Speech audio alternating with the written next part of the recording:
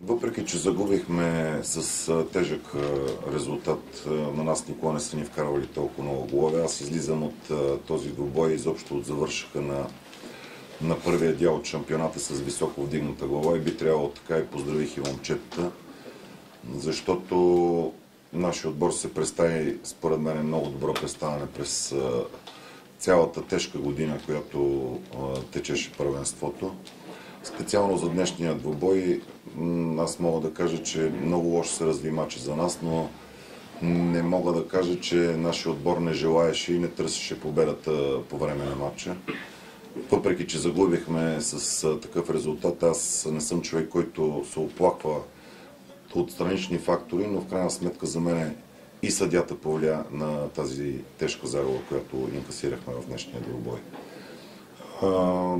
Въпреки всичко, нашия отбор в определен момент от матча се вдигна и изравни резултата, но в крайна сметка имаше много фактори, които попречиха да излезем с позитивен резултат от днешния двубой.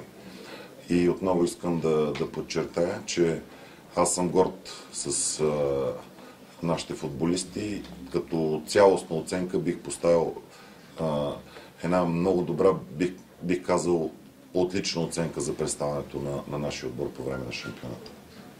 Благодаря ви. Заповядайте за въпроси.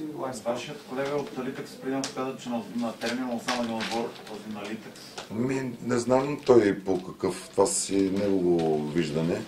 В крайна сметка аз не отричам, че нашия отбор направи така някои груби грешки по време на матча, но в крайна сметка аз мисля, че начина по който тръгнаха нещата в определен период от матча можеше да се развие и по друг начин, но аз не виждах как с такова съдейство ние може да обърнем развоя на матча.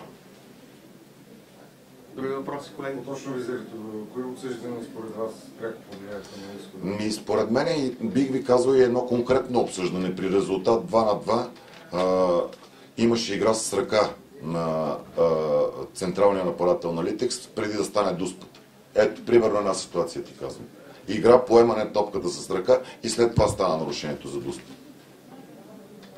Това е само една част от матча. Да не говорим за други отсъждания, които имаше главния съдия.